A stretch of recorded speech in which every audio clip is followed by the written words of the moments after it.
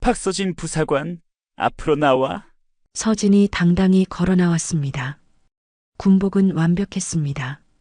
너, 내 엄마가 누군지 알아서 이렇게 뻣뻣한 거냐? 저는 박서진 부사관일 뿐입니다. 좋아, 그럼 제대로 보여주마. 쾅! 강태수의 주먹이 서진의 얼굴을 후려쳤습니다. 별 둘 달았으면 뭐해? 이 부대에선 내가 신이다. 며칠 뒤 면회소, 서진아, 현숙의 목소리가 떨렸습니다. 딸은 붓고 멍든 얼굴로 고개를 떨군 채 속삭였습니다. 엄마 나 죽을 것 같아. 그 순간 박현숙의 세상이 무너졌습니다. 우리 딸 엄마가 미안해. 그리고 잠시 멈춘 뒤 군모를 바짝 눌렀으며 목소리를 바꿨다. 이제부터는 엄마 박현숙이 아니라 군인 박현숙이다. 그날 한 어머니의 분노가 최전방 부대를 뒤흔들었습니다. 만약 그 딸이 여러분의 딸이었다면 어떻게 하시겠습니까? 이 사건의 끝은 단순한 복수가 아니라 대한민국군 전체를 바꾸게 됩니다.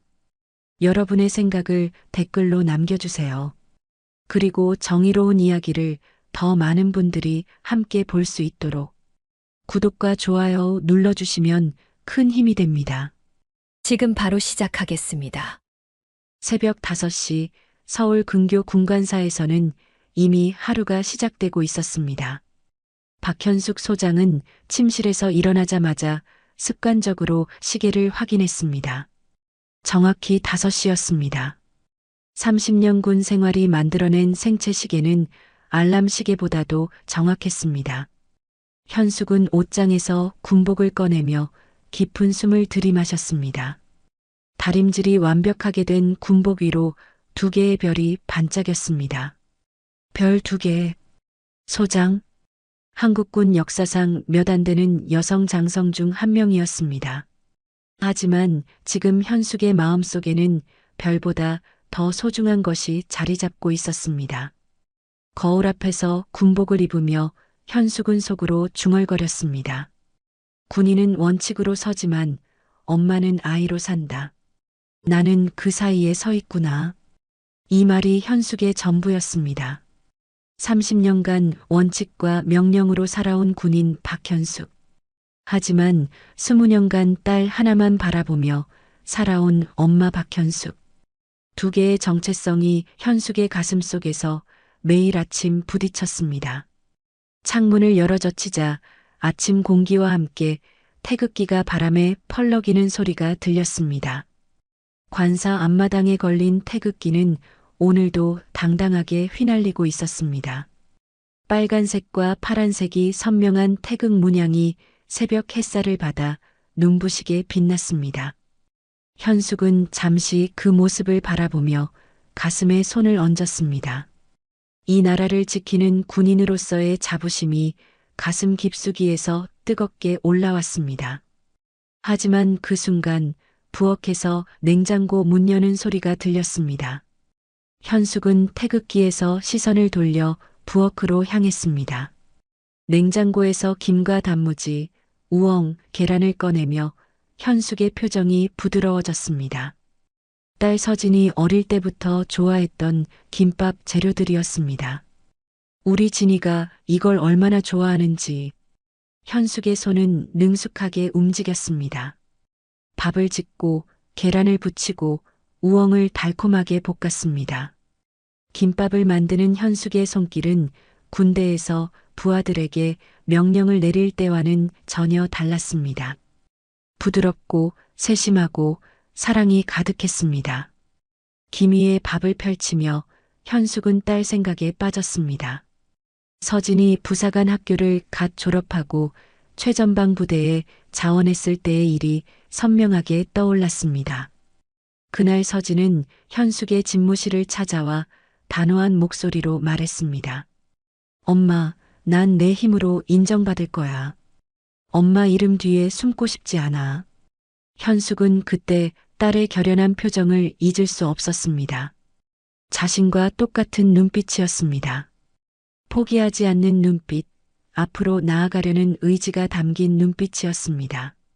현숙은 애써 미소를 지으며 딸을 응원했지만 마음 깊은 곳에서는 불안이 조용히 자라나고 있었습니다. 그래, 우리 딸도 이제 다 컸구나.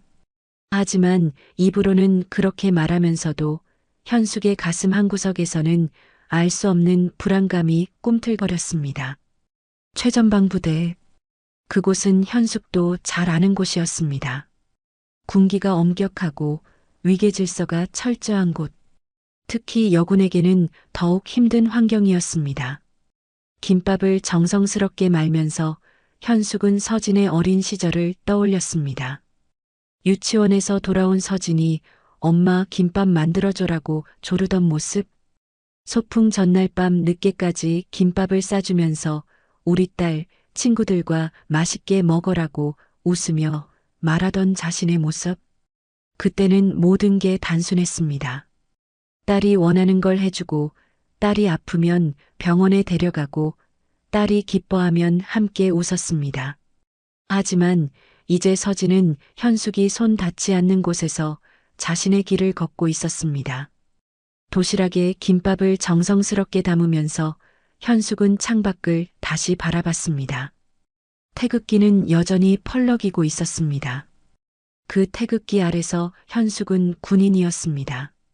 하지만 이 김밥 도시락 앞에서 현숙은 그냥 엄마였습니다. 식탁에 도시락을 놓고 현숙은 잠시 앉아서 커피를 마셨습니다. 조용한 새벽 관사는 고요했습니다. 시계 초침 소리만이 규칙적으로 들렸습니다. 하지만 현숙의 마음은 복잡했습니다. 군인은 원칙으로 서지만 엄마는 아이로 산다. 나는 그 사이에 서 있다. 현숙은 다시 한번 이 말을 속으로 중얼거렸습니다. 이것이 현숙의 숙명이었습니다. 국가에 대한 충성과 딸에 대한 사랑 사이에서 균형을 잡으며 살아가는 것.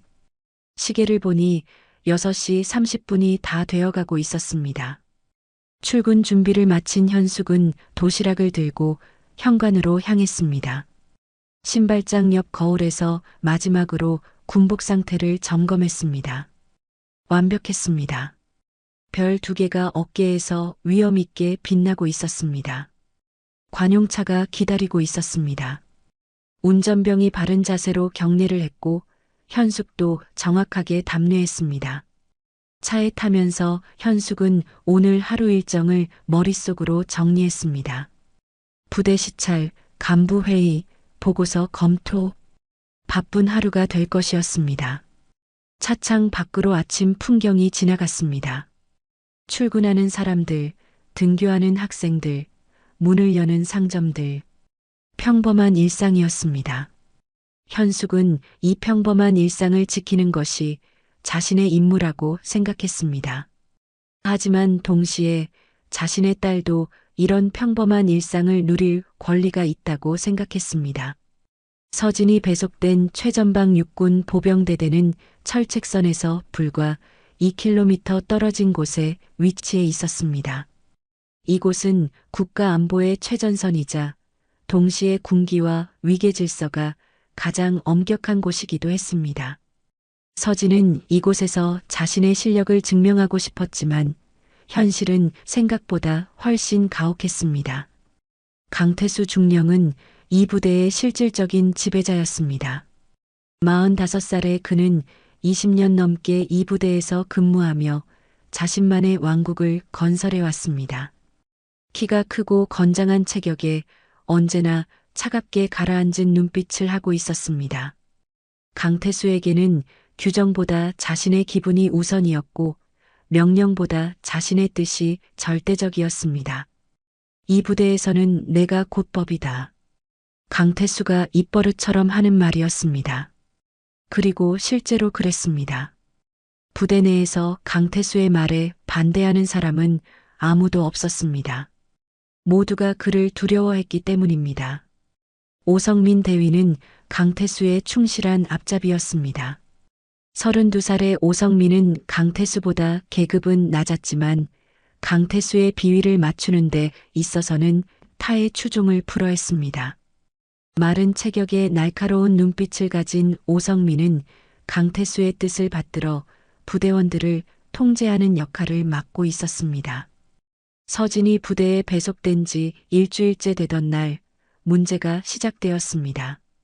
아침 점호 시간에 서진의 군복 상태가 마음에 들지 않는다는 이유로 강태수가 서진을 따로 불렀습니다.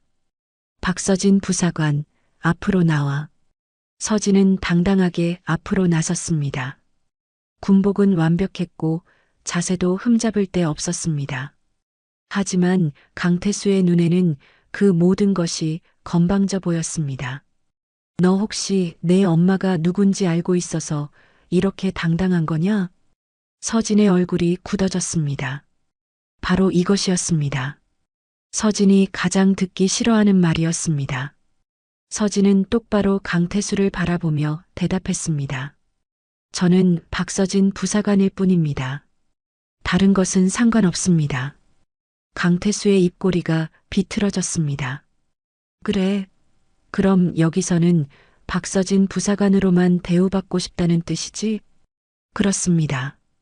그 순간 강태수의 표정이 싸늘하게 변했습니다. 좋아. 그럼 박서진 부사관답게 군기를 제대로 잡아주마. 그날부터 서진에 대한 가혹행위가 시작되었습니다. 새벽 4시에 일어나 부대 전체를 청소하는 것은 기본이었고 식사 시간에도 제대로 밥을 먹을 수 없었습니다. 오성민 대위는 강태수의 지시를 받아 서진을 끊임없이 괴롭혔습니다. 박 부사관, 이 바닥이 깨끗하다고 생각해? 다시 닦아. 박 부사관, 내 침대 정리가 엉망이야. 오늘 밤 내무반 전체가 다시 정리해. 일주일, 2주일이 지나면서 서진의 얼굴에서 생기가 사라져갔습니다. 하지만 서진은 끝까지 굽히지 않았습니다. 어떤 부당한 명령에도 네, 알겠습니다라고 대답하며 묵묵히 견뎠습니다. 그러던 어느 날 밤 강태수는 마침내 참지 못하고 폭발했습니다. 서진이 오성민의 부당한 명령에 그것은 규정에 어긋납니다라고 말한 것이 발단이었습니다. 뭐라고? 규정에 어긋난다고? 강태수가 서진 앞으로 성큼 다가왔습니다. 서진은 물러서지 않고 똑바로 서 있었습니다. 별들 달았으면 뭐해? 이 부대에선 내가 신이다. 강태수의 주먹이 서진의 얼굴을 향해 날아갔습니다. 서진은 피하지 않았습니다. 첫 번째 주먹이 서진의 왼쪽 뺨을 강타했고 곧이어 두 번째, 세 번째 주먹이 이어졌습니다. 너 같은 게 감히 내게 규정을 들먹여? 오성민도 합세했습니다. 발로 서진의 옆구리를 걷어찼고 주먹으로 서진의 등을 내리쳤습니다. 서진은 쓰러졌지만 다시 일어났습니다. 쓰러질 때마다 다시 일어서는 서진을 보며 강태수와 오성민의 분노는 더욱 커졌습니다. 이 고집센 년이. 폭행은 30분 넘게 계속되었습니다. 서진의 군복은 찢어졌고 얼굴은 피범벅이 되었습니다. 손은 너무 심하게 떨려서 제대로 주먹을 쥘 수도 없었습니다. 그제야 서진은 바닥에 쓰러져 일어날 수 없었습니다. 다음에 또 건방지게 굴어봐라. 그때는 정말 죽을 줄 알아. 강태수와 오성민이 떠나고 나서야 서진은 울음을 터뜨렸습니다. 아픔 때문이 아니었습니다. 자신의 무력함 때문이었습니다. 엄마의 이름에 누가 되지 않으려고 이곳에 왔는데 결국 이런 꼴이 되고 말았습니다. 며칠 후 면회 시간이었습니다. 서진은 화장으로 겨우 상처를 가리고 면회실로 향했습니다. 하지만 엄마 앞에 서는 순간 서진의 다리에 힘이 빠졌습니다. 현숙은 딸의 모습을 보는 순간 숨이 막혔습니다. 화장으로 가린 상처들이 엄마의 눈에는 다 보였습니다. 붓고 멍든 얼굴, 떨리는 손, 핏기 없는 입술. 서진아. 현숙의 목소리가 떨렸습니다. 서진은 더 이상 참을 수 없었습니다. 엄마 앞에서 무너져 내리며 떨리는 목소리로 말했습니다. 엄마, 나 죽을 것 같아. 그 순간 현숙의 세상이 무너졌습니다. 30년 군 생활에서 쌓아 올린 모든 것들이 한순간에 의미 없어졌습니다. 지금 이 순간 현숙에게는 별 2개도 소장이라는 계급도 아무 소용 없었습니다. 현숙은 그저 상처받은 딸을 품에 안고 오열하는 한 명의 엄마일 뿐이었습니다. 면회실의 차가운 공기가 현숙의 뺨을 스쳤습니다. 하지만 현숙은 그 차가움을 느낄 겨를도 없었습니다. 딸 서진이 떨리는 목소리로 내뱉은 엄마, 나 죽을 것 같아. 라는 말이 현숙의 가슴을 찢어놓고 있었기 때문입니다. 현숙의 눈에서 눈물이 쏟아졌습니다. 30년 군 생활 동안 흘린 모든 눈물을 합쳐도 이 순간만큼 아프지 않았습니다. 현숙은 딸을 2 팔로 꽉 껴안았습니다. 서진의 몸이 너무나 말라 있었습니다. 불과 몇 주 전만 해도 건강하고 씩씩했던 딸이 이제는 바람에 날려갈 것처럼 가냘펐습니다. 우리 딸, 엄마가 미안해. 현숙의 목소리가 떨렸습니다. 이 말에는 현숙의 모든 후회와 자책이 담겨 있었습니다. 딸을 제대로 지켜주지 못한 미안함, 엄마로서 무력했던 자신에 대한 분노, 그리고 이런 일이 일어나도록 방치한 죄책감이 한꺼번에 터져 나왔습니다. 서진은 엄마의 품에서 울었습니다. 강태수와 오성민 앞에서는 절대 보이지 않았던 눈물을 엄마 앞에서만큼은 숨기지 않았습니다. 모든 고통과 절망이 눈물과 함께 흘러나왔습니다. 엄마, 나는 정말 엄마 이름에 누가 되지 않으려고 했는데 결국 이런 꼴이 됐어. 현숙은 더욱 세게 딸을 껴안았습니다. 이 순간 현숙에게는 별 2개도 소장이라는 계급도 아무 의미가 없었습니다. 현숙은 그저 상처받은 딸을 품에 안은 한 명의 엄마일 뿐이었습니다. 하지만 몇 분이 지나고 현숙의 울음이 점점 잦아들기 시작했습니다. 딸의 상처투성이 얼굴을 바라보며 현숙의 눈빛이 조금씩 변하기 시작했습니다. 슬픔이 분노로, 분노가 결심으로 바뀌어가고 있었습니다. 현숙은 조심스럽게 딸을 놓아주고 일어섰습니다. 그리고 거울을 보며 흐트러진 군무를 고쳐 썼습니다. 거울 속에서 현숙의 눈빛이 완전히 달라진 것을 확인할 수 있었습니다. 이제 더 이상 상처받은 딸 앞에서 오열하는 엄마 박현숙이 아니었습니다. 이제는 정의를 실현해야 하는 군인 박현숙이었습니다. 거울 속에 비친 자신의 눈빛을 똑바로 바라보며 현숙은 속삭였다. 우리 딸 엄마가 미안해. 그리고 잠시 멈춘 뒤 군모를 바짝 눌렀으며 목소리를 바꿨다. 이제부터는 엄마 박현숙이 아니라 군인 박현숙이다. 현숙의 목소리에는 더 이상 떨림이 없었습니다. 대신 차갑고 단호한 결의가 담겨 있었습니다. 서진은 엄마의 변한 눈빛을 보며 무언가 큰 일이 일어날 것임을 직감했습니다. 면회를 마치고 나온 현숙은 곧바로 휴대전화를 꺼냈습니다. 헌병사령부에 있는 믿을 만한 부하에게 전화를 걸었습니다. 김병우 원사인가? 나다. 지금 당장 내 사무실로 와라. 긴급한 일이 있다. 1시간 후 현숙의 사무실에 김병우 원사가 나타났습니다. 김병우는 50대 중반의 베테랑 원사로 현숙과 함께 오랫동안 일해온 신뢰할 수 있는 부하였습니다. 키는 크지 않았지만 탄탄한 체격과 예리한 눈빛을 가진 김병우는 현숙이 가장 의지하는 부하 중 한 명이었습니다. 김병우는 현숙의 표정을 보는 순간 심상치 않음을 느꼈습니다. 평소 침착하고 냉정한 현숙의 얼굴에 지금까지 본 적 없는 분노가 서려 있었기 때문입니다. 소장님, 무슨 일이십니까? 현숙은 잠시 침묵을 지켰습니다. 그리고 천천히 입을 열었습니다. 김원사, 자네는 이 군대가 정의로운 곳이라고 생각하나? 갑작스러운 질문에 김병우는 잠시 당황했습니다. 하지만 곧 진지한 표정으로 대답했습니다. 소장님, 군대는 정의로워야 한다고 생각합니다. 하지만, 현실은 그렇지 않은 곳들이 있다는 것도 알고 있습니다. 현숙은 고개를 끄덕였습니다. 김병호의 솔직한 대답이 현숙의 마음에 와 닿았습니다. 김원사, 내 딸이 최전방 부대에서 폭행을 당했다. 김병호의 얼굴이 굳어졌습니다. 현숙은 계속해서 말했습니다.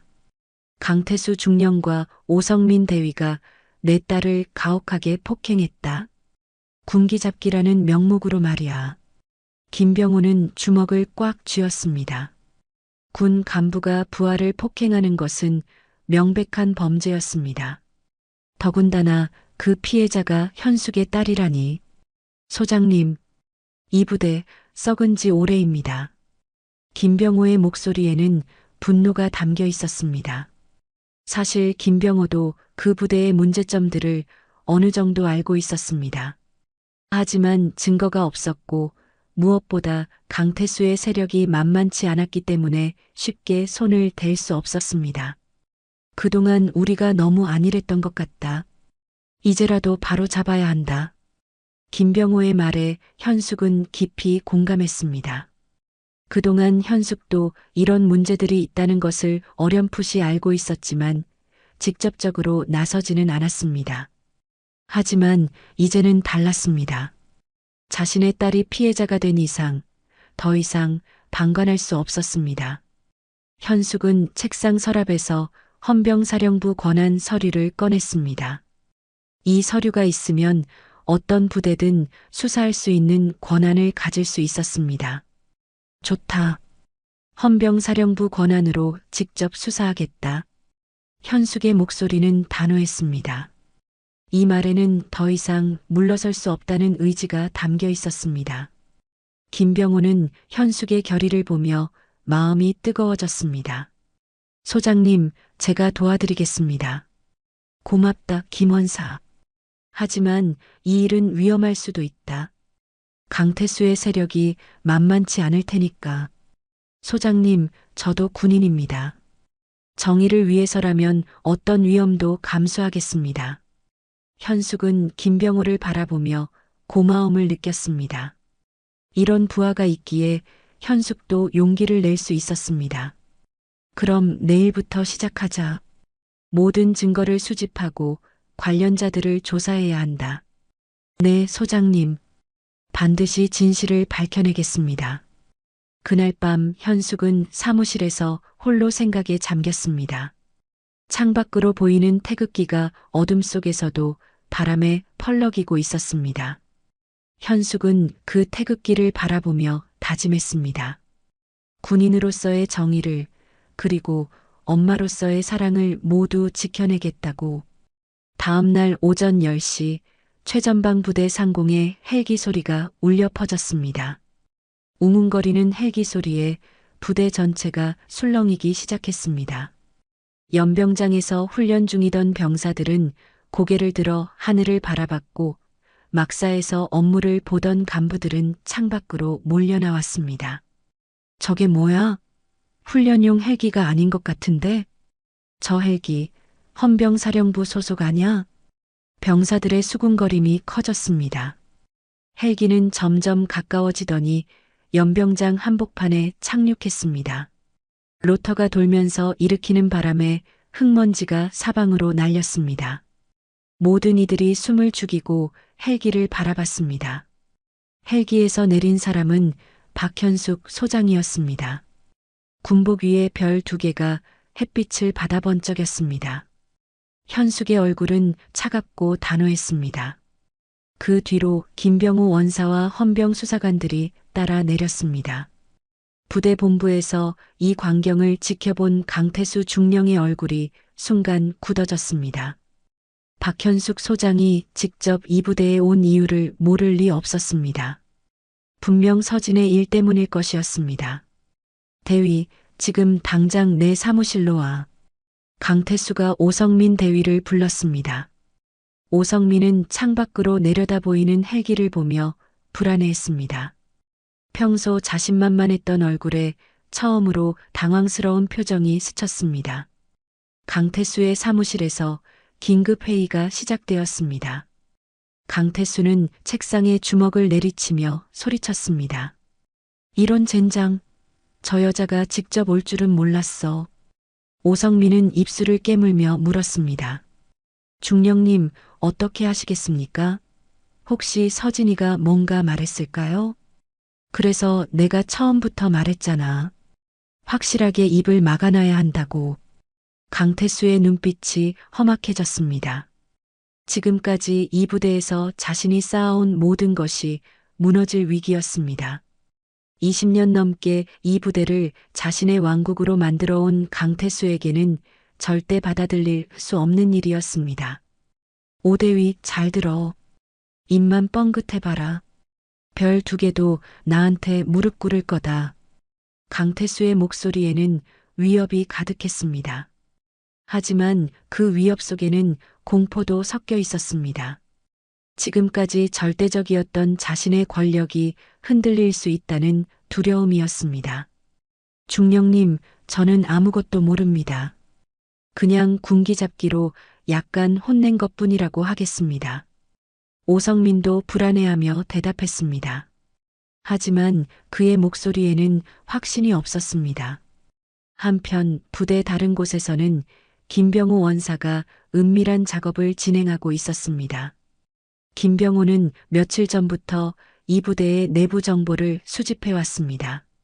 믿을 만한 부대원들을 통해 증거들을 모아왔던 것입니다. 김병호는 조심스럽게 현숙에게 다가갔습니다. 손에는 두꺼운 봉투가 들려 있었습니다. 소장님, 준비하신 자료입니다. 현숙은 봉투를 받아들고 내용물을 확인했습니다. 첫 번째는 휴대폰으로 몰래 촬영된 영상이었습니다. 강태수와 오성민이 서진을 폭행하는 장면이 또렷하게 담겨 있었습니다. 두 번째는 은폐된 보고서들이었습니다. 그동안 이 부대에서 발생한 수많은 가혹행위들이 모두 축소되거나 숨겨졌던 기록들이었습니다. 세 번째는 가혹행위 피해자들의 명단이었습니다. 서진만이 아니라 수십 명의 부대원들이 강태수와 오성민의 폭력에 시달려왔던 것입니다. 현숙의 손이 떨렸습니다. 분노 때문이었습니다. 자신의 딸만 당한 것이 아니었습니다. 수많은 젊은이들이 이런 고통을 당해왔던 것입니다. 이 자식들이. 현숙은 이를 악물었습니다. 하지만 동시에 마음 한구석에서는 복잡한 감정이 일어났습니다. 이 일을 공개하면 군 전체의 명예에 큰 타격이 될 것이었습니다. 언론들이 달려들 것이고 군에 대한 국민들의 신뢰가 크게 흔들릴 것이었습니다. 현숙은 갈등했습니다. 군의 명예를 지킬 것이냐, 딸의 목숨을 구할 것이냐. 30년간 헌신해온 군대를 위해서는 이 일을 조용히 덮는 것이 나을 수도 있었습니다. 하지만 엄마로서는 딸을 괴롭힌 자들을 반드시 처벌해야 했습니다. 소장님, 괜찮으십니까? 김병호가 걱정스럽게 물었습니다. 현숙의 얼굴에 고민이 깊게 새겨져 있는 것을 볼 수 있었기 때문입니다. 김원사, 내가 지금 무엇을 선택해야 할까? 현숙의 목소리에는 혼란이 담겨 있었습니다. 평소 결단력 있고 확신에 찬 현숙의 모습과는 달랐습니다. 소장님, 정의가 무엇인지 생각해 보십시오. 군의 명예는 진실을 숨기는 것이 아니라 잘못을 바로잡는 것에서 나옵니다. 김병호의 말이 현숙의 마음을 움직였습니다. 맞았습니다. 진정한 군인이라면 잘못된 것을 바로잡아야 했습니다. 설령 그것이 군 전체에 부담을 주더라도 말입니다. 부대 본부에서는 강태수와 오성민이 계속해서 대책을 논의하고 있었습니다. 강태수는 자신의 인맥을 동원해서 이 일을 무마시키려고 했습니다. 상급 부대의 고위 간부들에게 전화를 걸어 도움을 요청했습니다. 예, 장군님. 제가 그동안 부대를 얼마나 잘 관리해 왔는지 아시지 않습니까? 이번 일은 그냥 오해입니다. 하지만 전화를 받는 상대방들의 반응은 차갑했습니다. 박현숙 소장이 직접 나서서 수사하는 일에 개입하기를 꺼려했기 때문입니다. 오성민은 점점 초조해했습니다. 중령님, 이렇게 되면 우리 둘 다 끝장입니다. 닥쳐. 아직 끝난 게 아니야. 증거가 뭐가 있다고? 서진이 그 계집애가 뭔 말을 할 수 있겠어? 강태수는 여전히 자신만만한 척했지만 그의 이마에는 식은땀이 맺혀 있었습니다. 현숙은 부대 본부 앞에 서서 건물을 올려다봤습니다. 저 안에 강태수와 오성민이 있었습니다. 딸을 괴롭힌 자들이 있었습니다. 현숙의 눈빛이 차갑게 가라앉았습니다. 이제 시작이다. 현숙이 부대에 도착한 지 3시간이 지났습니다. 하지만 상황은 현숙이 예상했던 것보다 훨씬 복잡했습니다. 강태수의 세력은 생각보다 뿌리 깊었고 부대 내 대부분의 간부들이 그의 편에 서 있었습니다. 부대 회의실에는 10여 명의 장교들이 모여 있었습니다. 현숙은 그들 한가운데 홀로 앉아 있었습니다. 계급상으로는 현숙이 가장 높았지만 이곳에서는 완전히 다른 상황이었습니다. 장교들의 시선이 현숙을 향해 있었지만 그 눈빛에는 존경이나 복종이 아닌 적대감이 담겨 있었습니다. 강태수가 회의실에 들어왔습니다. 그의 얼굴에는 여전히 자신감이 넘쳤습니다. 마치 자신이 이 게임에서 이길 것이라고 확신하는 듯 했습니다. 소장님, 갑작스럽게 저희 부대를 방문해 주셔서 영광입니다. 강태수의 말투는 공손했지만 그 속에는 비아냥이 섞여 있었습니다. 현숙은 그의 태도를 보며 분노가 치밀어 올랐지만 겉으로는 침착함을 유지했습니다. 강중령, 우리가 여기 온 이유를 알 텐데. 네, 물론입니다. 소장님의 따님이 저희 부대에서 적응을 못하고 계신 것 같더군요. 하지만 이것은 개인적인 문제 아닙니까? 강태수의 말에 다른 장교들이 웃음을 터뜨렸습니다. 현숙은 주위를 둘러봤습니다.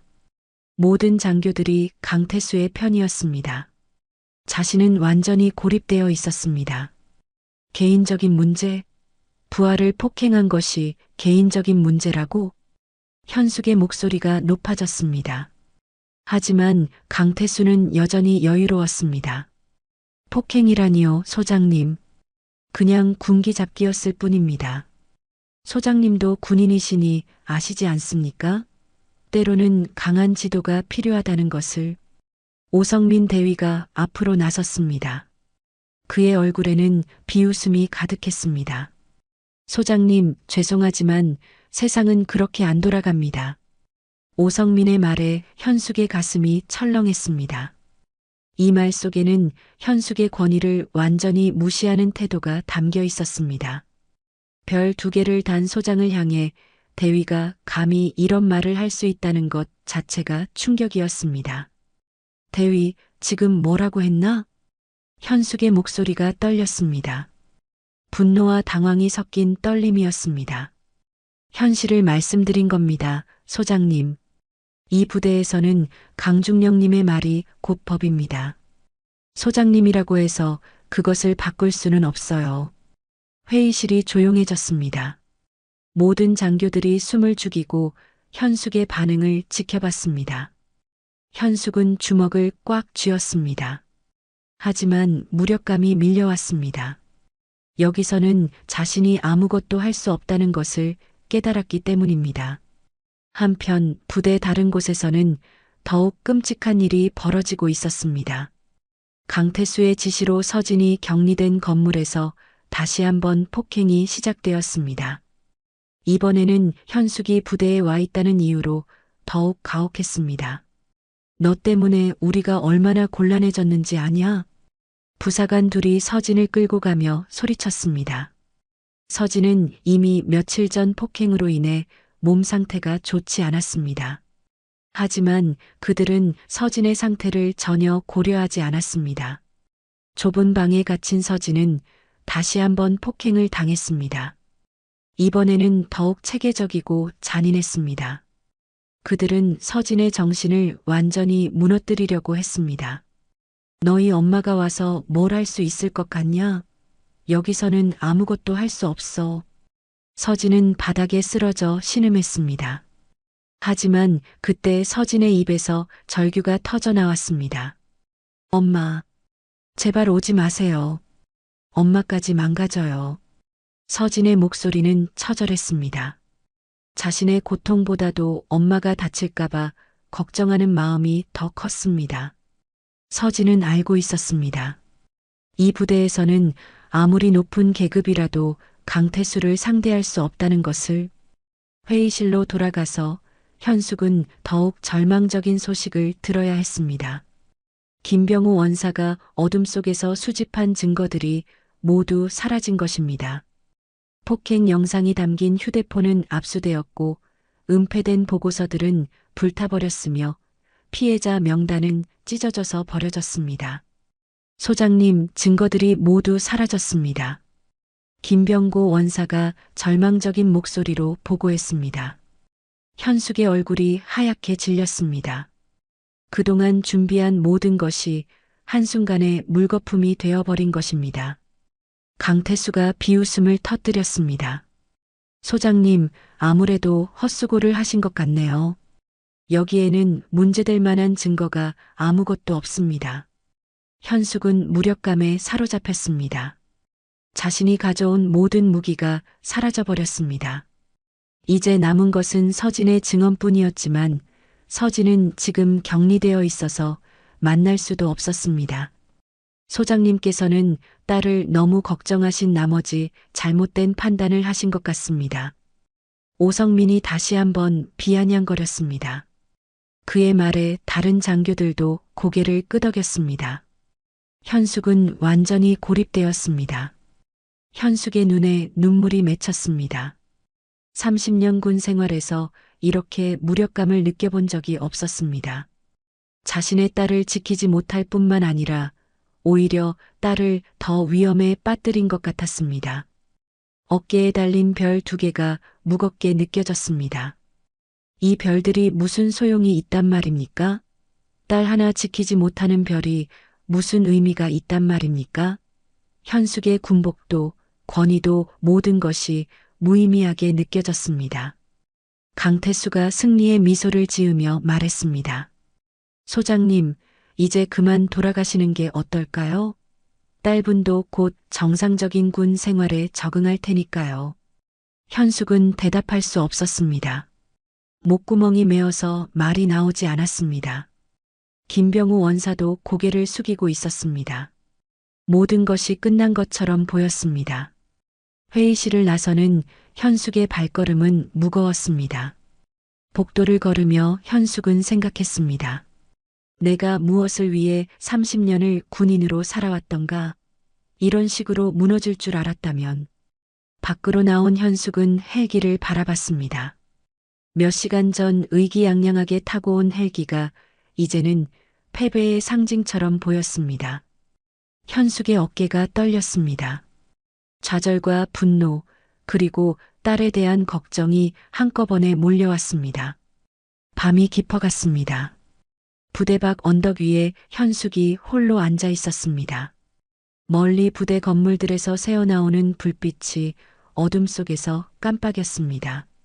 차가운 바람이 현숙의 뺨을 스쳤지만 현숙은 그것을 느끼지 못했습니다. 마음이 너무 아팠기 때문입니다. 현숙은 목에서 군번줄을 풀어 손에 쥐었습니다. 30년간 목에 걸고 다닌 군번줄이었습니다. 이 작은 줄 안에는 현숙의 모든 군 생활이 담겨 있었습니다. 소위로 임관했던 날, 첫 부대 배치받던 날, 계급이 하나씩 올라갈 때마다의 기쁨과 자부심. 하지만 지금 이 군번줄이 무겁게만 느껴졌습니다. 30년간 조국을 위해 헌신했다고 생각했는데 정작 자신의 딸 하나 지키지 못하고 있었습니다. 별 2개를 달았지만 그 별들은 아무 소용 없었습니다. 눈물이 떨어져 군번줄을 적셨습니다. 현숙은 처음으로 자신의 삶을 되돌아봤습니다. 군인이 되기 위해 포기했던 것들, 딸과 함께하지 못했던 시간들, 군인이라는 이름으로 참아왔던 수많은 순간들. 나는 군인이기 전에 내 엄마였구나. 현숙의 속삭임이 어둠 속으로 스며들었습니다. 이 말 속에는 현숙의 모든 후회와 깨달음이 담겨 있었습니다. 딸을 낳고 키우면서도 군인으로서의 의무를 우선시했던 자신, 딸이 도움을 청할 때도 군대의 원칙을 앞세웠던 자신, 서진이 어렸을 때가 떠올랐습니다. 유치원 운동회에 가지 못했던 날, 아플 때 옆에 있어주지 못했던 날, 밤늦게 돌아와서 이미 잠든 딸의 이마에 살짝 키스하고 지나쳤던 수많은 밤들. 미안해, 서진아. 엄마가 정말 미안해. 현숙은 군번줄을 꽉 쥐고 오열했습니다. 30년간 참아왔던 눈물이 한꺼번에 쏟아져 나왔습니다. 군인으로서의 강함, 소장으로서의 위엄, 모든 것을 벗어던지고 현숙은 그냥 한 명의 엄마로 울었습니다. 그때 뒤에서 발소리가 들렸습니다. 현숙은 재빨리 눈물을 닦고 돌아봤습니다. 김병호 원사가 천천히 다가오고 있었습니다. 김병호의 얼굴에도 깊은 걱정이 새겨져 있었습니다. 소장님, 김병호는 현숙 옆에 조심스럽게 앉았습니다. 두 사람 사이에 잠시 침묵이 흘렀습니다. 김병호도 오늘 회의실에서 벌어진 일들을 생각하며 마음이 무거웠습니다. 김원사, 나는 실패했다. 현숙의 목소리에는 깊은 절망이 담겨 있었습니다. 김병호는 현숙을 바라봤습니다. 평소 당당하고 확신에 찬 현숙의 모습과는 너무나 달랐습니다. 소장님, 그렇지 않습니다. 김병호의 목소리는 단호했습니다. 현숙은 고개를 들어 김병호를 바라봤습니다. 김원사, 나는 아무것도 할 수 없었어. 증거도 사라졌고 부하들도 내 말을 듣지 않았어. 나는 무력한 존재일 뿐이야. 김병호는 잠시 멈춰서 생각했습니다. 그리고 천천히 입을 열었습니다. 소장님, 지금까지 소장님은 군인으로서 싸우려고 하셨습니다. 하지만 이번엔 다릅니다. 현숙은 김병호의 말을 이해하지 못하겠다는 표정을 지었습니다. 김병호는 계속해서 말했습니다. 소장님, 강태수와 오성민은 군인 박현숙을 상대하는 방법을 알고 있습니다.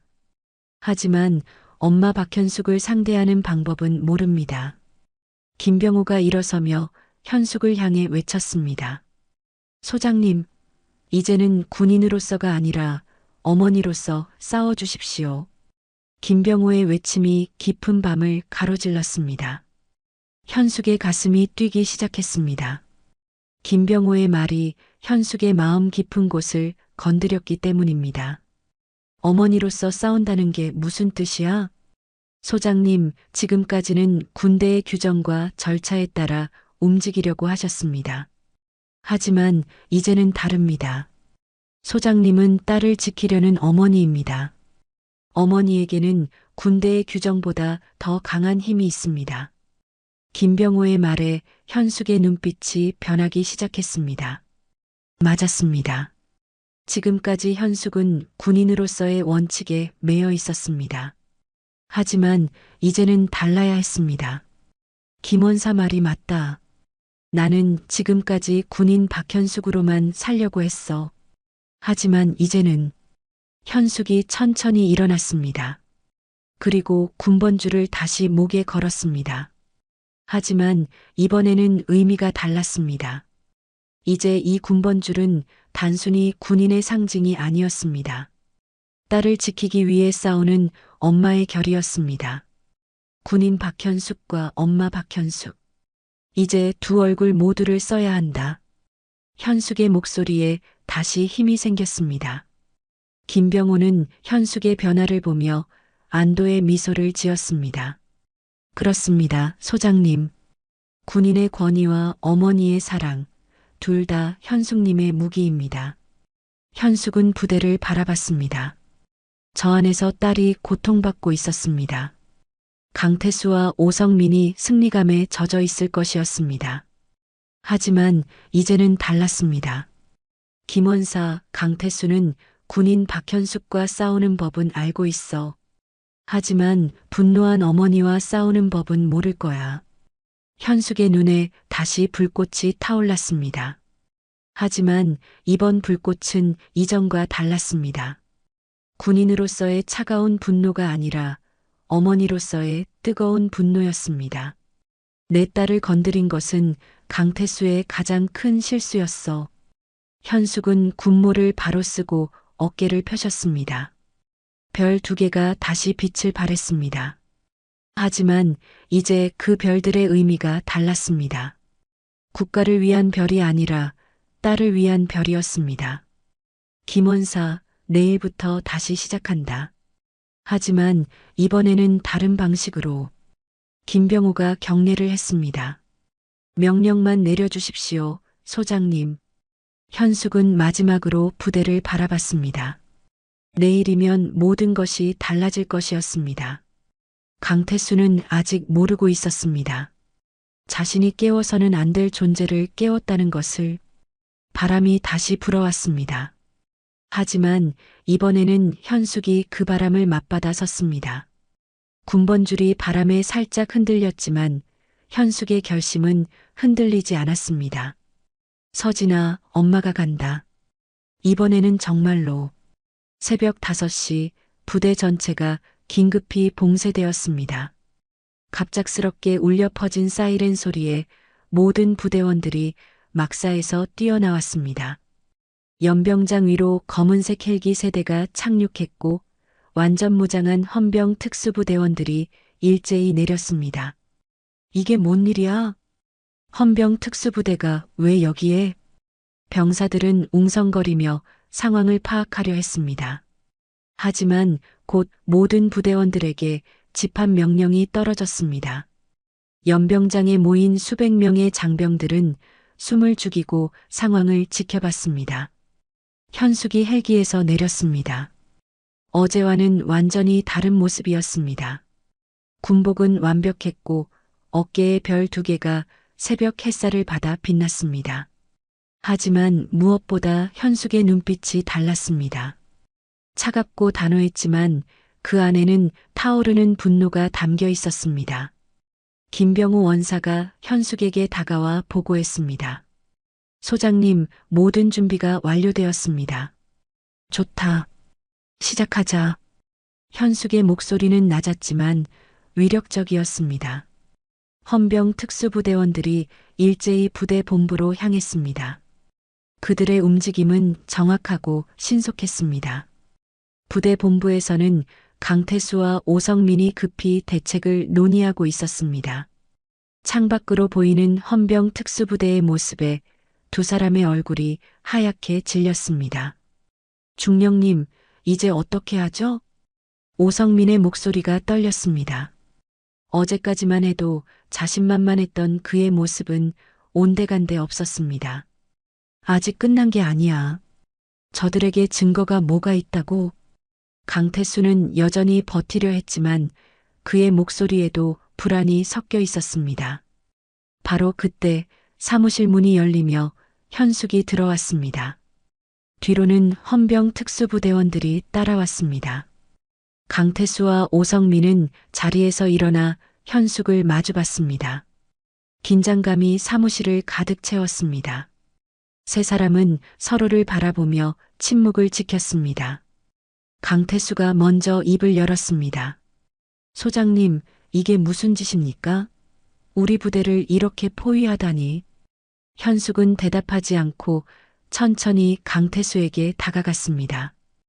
2 사람 사이의 거리가 좁혀지면서 긴장감이 극에 달했습니다. 강태수 중령, 오성민 대위. 2 분은 체포됩니다. 현숙의 선언에 강태수가 비웃음을 터뜨렸습니다. 체포? 무슨 죄로 말입니까? 어제 말씀드렸듯이 증거가 뭐가 있습니까? 강태수는 여전히 자신 있었습니다. 모든 증거를 없앴다고 생각했기 때문입니다. 증거요? 현숙이 김병호 원사에게 눈짓했습니다. 김병우가 봉투를 꺼내어 현숙에게 건넸습니다. 현숙은 그 안에서 서류들을 꺼냈습니다. 이건, 이럴 수가. 강태수의 얼굴이 창백해졌습니다. 분명히 없앴던 증거들이 다시 나타났기 때문입니다. 강중령, 세상에는 정의로운 사람들이 생각보다 많습니다. 당신이 협박했던 부대원들 중에도 양심을 지킨 사람들이 있었어요. 현숙의 말에 강태수는 주변을 둘러봤습니다. 그제야 깨달았습니다. 자신이 완전히 고립되었다는 것을. 오성민이 무너져 내렸습니다. 중령님, 이제 끝났습니다. 강태수는 마지막으로 현숙을 똑바로 바라보며 말했습니다. 나를 무너뜨린다고 세상이 바뀔 것 같나? 강태수의 목소리에는 여전히 오만함이 남아 있었습니다. 자신이 쓰러져도 세상은 변하지 않을 것이라는 체념과 동시에 마지막 허세였습니다. 현숙은 강태수를 차갑게 바라보며 단호하게 대답했습니다. 아니. 잠시 침묵이 흘렀습니다.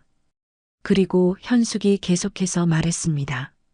내 딸의 눈물부터 멈추게 할 거다. 현숙의 말에는 흔들림이 없었습니다. 이 말 속에는 어머니로서의 확고한 의지가 담겨 있었습니다. 세상 전체를 바꾸겠다는 거창한 포부가 아니라 자신의 딸이 더 이상 고통받지 않게 하겠다는 간절한 마음이었습니다. 강태수는 그 순간 깨달았습니다. 자신이 상대한 것은 단순한 군인이 아니었다는 것을. 분노한 어머니의 힘이 얼마나 무서운지를 이제야 알게 되었습니다. 헌병 특수부대원들이 움직였습니다. 강태수에게 수갑이 채워졌습니다. 20년 넘게 이 부대를 지배했던 강태수가 마침내 무너지는 순간이었습니다. 이럴 수는 없어. 이럴 수는. 강태수는 믿을 수 없다는 표정으로 중얼거렸습니다. 하지만 차가운 수갑의 감촉이 현실을 일깨워 주었습니다. 오성민은 이미 완전히 무너져 있었습니다. 바닥에 주저앉은 채 울부짖었습니다. 소장님, 제발, 저에게는 가족이 있습니다. 하지만 현숙은 흔들리지 않았습니다. 오성민도 누군가의 가족이지만 서진도 현숙의 소중한 딸이었습니다. 오대위, 당신도 누군가의 아버지겠죠. 그렇다면 제 마음을 이해할 수 있을 겁니다. 오성민에게도 수갑이 채워졌습니다. 그는 끌려나가면서도 계속 울부짖었습니다. 사무실 밖에서는 부대 전체가 이 장면을 지켜보고 있었습니다. 장교들과 병사들은 모두 숨을 죽이고 있었습니다.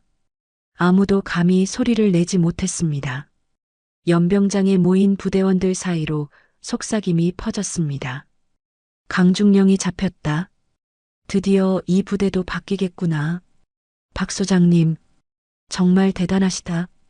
부대원들의 눈빛이 달라지고 있었습니다.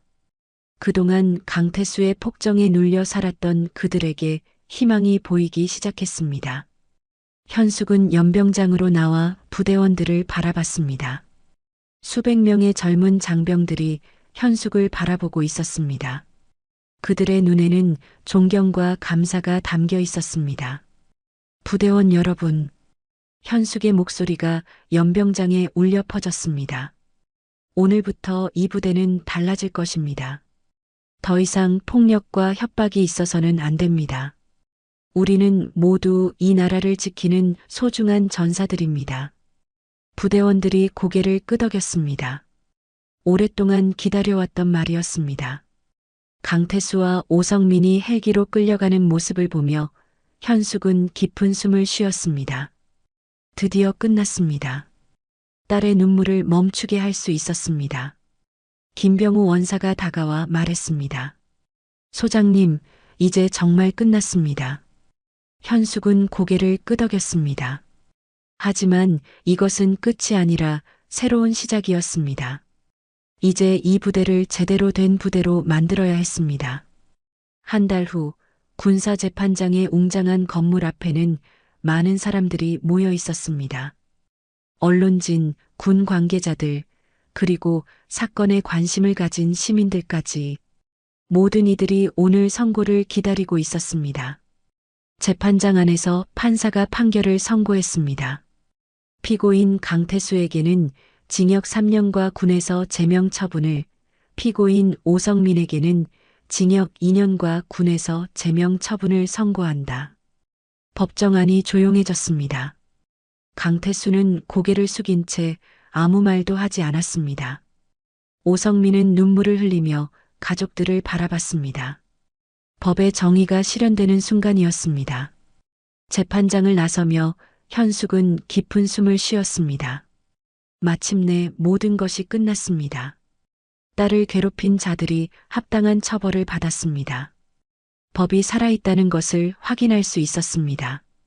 그 무렵 최전방 부대는 완전히 달라져 있었습니다. 새로운 지휘관이 부임했고 부대 전체의 분위기가 바뀌었습니다. 병사들의 얼굴에는 이전에 볼 수 없었던 밝음이 있었습니다.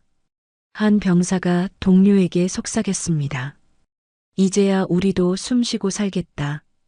그의 눈시울이 붉어졌습니다. 그동안 얼마나 숨막히게 살았던지를 알 수 있었습니다. 다른 병사들도 고개를 끄덕였습니다. 모두가 같은 마음이었습니다. 박 소장님 덕분이야. 정말 대단한 분이셔. 그러게. 딸을 위해서 여기까지 오시다니.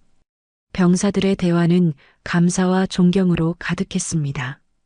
현숙이 한 일이 단순히 개인적인 복수가 아니라 부대 전체를 구원한 일이라는 것을 모든 이들이 알고 있었습니다. 부대 의무실에서는 서진이 마지막 치료를 받고 있었습니다. 몸의 상처는 거의 다 나았지만 마음의 상처는 아직 완전히 아물지 않았습니다. 하지만 예전보다는 훨씬 밝아진 모습이었습니다. 의무대장이 서진에게 말했습니다. 이제 정상 근무 복귀가 가능합니다. 몸 상태는 완전히 회복되었어요. 서진은 고개를 끄덕였습니다. 다시 군복을 입고 당당하게 군인으로서 생활할 수 있게 되었습니다. 오후에 현숙이 부대를 방문했습니다. 딸의 상태를 확인하고 새로운 지휘관과 업무 협의를 하기 위해서였습니다. 부대에 도착한 현숙을 보며 모든 부대원들이 격려했습니다. 하지만 이번에는 의무적인 격려가 아니라 진심 어린 존경의 격려였습니다. 연병장에서 서진과 만난 현숙은 딸의 달라진 모습을 보며 안도했습니다. 서진의 얼굴에는 다시 생기가 돌아왔고 눈빛도 예전처럼 맑고 강해졌습니다. 서진이 현숙에게 다가와 정중하게 격려했습니다. 깁스한 팔로 인해 완전한 격려는 아니었지만 그 마음만큼은 진심이었습니다. 엄마, 아니 장군님, 존경합니다. 서진의 목소리에는 깊은 감사와 존경이 담겨 있었습니다. 현숙이 자신을 위해 얼마나 많은 것을 희생했는지 알고 있었기 때문입니다. 처음에는 엄마의 도움을 받기 싫어했지만 이제는 달랐습니다. 현숙이 단순히 엄마로서가 아니라 진정한 군인으로서 정의를 실현했다는 것을 알았기 때문입니다. 현숙은 서진의 격려를 받으며 고개를 저었습니다. 그리고 천천히 딸에게 다가가 따뜻하게 끌어안았습니다. 나는 군인이기 전에 내 엄마다. 현숙의 목소리는 부드러웠습니다. 이 말은 드라마가 시작될 때 현숙이 고민했던 바로 그 문제의 답이었습니다. 군인과 엄마 사이에서 선택해야 한다고 생각했지만 결국 둘 다 자신의 일부라는 것을 깨달았습니다. 서진이 엄마 품에서 눈물을 흘렸습니다. 하지만 이번에는 고통의 눈물이 아니라 감사의 눈물이었습니다. 엄마 고마워요. 정말 고마워요. 모녀가 포옹하는 모습을 보며 주변 병사들도 눈시울을 붉혔습니다. 가족의 소중함, 사랑의 힘을 다시 한번 깨닫는 순간이었습니다. 저녁이 되어 현숙과 서진은 함께 부대를 둘러봤습니다. 연병장 한가운데에는 태극기가 바람에 펄럭이고 있었습니다. 첫 번째 챕터에서 현숙이 관사에서 바라봤던 그 태극기와 같은 태극기였습니다. 하지만 이제 그 의미가 달랐습니다. 현숙에게 태극기는 더 이상 무거운 책임의 상징이 아니었습니다. 이제는 지켜낸 정의의 상징이었습니다. 군인으로서의 자부심과 엄마로서의 사랑이 하나로 합쳐진 상징이었습니다. 엄마, 앞으로 어떻게 될까요? 서진이 물었습니다. 현숙은 태극기를 바라보며 대답했습니다. 우리는 계속 앞으로 나아갈 거야. 너는 훌륭한 군인이 될 것이고 나는 너를 자랑스러워할 엄마가 될 거야. 현숙의 말에 서진이 미소를 지었습니다. 이제는 엄마의 도움을 받는 것이 부끄럽지 않았습니다. 엄마가 자신을 위해 무엇을 했는지 알고 있었고 그것이 얼마나 소중한 것인지도 알고 있었습니다. 해가 지기 시작했습니다. 석양이 연병장을 붉게 물들였습니다. 현숙과 서진은 나란히 걸어서 부대를 나섰습니다. 어머니와 딸, 군인과 군인이 함께 걷는 모습이었습니다. 태극기는 여전히 바람에 펄럭이고 있었습니다. 빨간색과 파란색이 석양을 받아 더욱 선명하게 빛났습니다. 그 태극기 아래에서 정의가 실현되었고 사랑이 승리했습니다. 부대원들이 현숙과 서진을 배웅하며 격려했습니다. 진심 어린 격려였습니다. 그들의 눈에는 감사와 존경, 그리고 희망이 담겨 있었습니다. 현숙과 서진의 뒷모습이 석양 속으로 사라져갔습니다. 군과 모성이, 정의와 눈물이 하나로 겹쳐진 아름다운 실루엣이었습니다. 이들의 이야기는 끝났지만 그들이 남긴 변화는 계속될 것이었습니다. 부대는 변했고 사람들의 마음도 변했습니다. 정의는 살아있었고 사랑은 승리했습니다. 그리고 무엇보다 한 엄마가 자신의 딸을 지켜냈습니다. 오늘 이야기가 마음에 닿으셨다면 좋아요와 구독, 알림 설정으로 응원해주세요. 정의는 멀리 있는 것이 아니라 누군가의 가족을 지킬 때 시작됩니다. 또 마음에 남는 장면이 있으셨다면 댓글로 남겨주세요. 선생님의 한마디가 누군가에게 큰 위로와 용기가 될 수 있습니다. 늘 감사드립니다. 하루에 한 번은 태극기를 바라보며 오늘을 지켜낸 스스로를 응원하시길 바랍니다. 항상 건강하시고 다음 이야기에서 또 뵙겠습니다.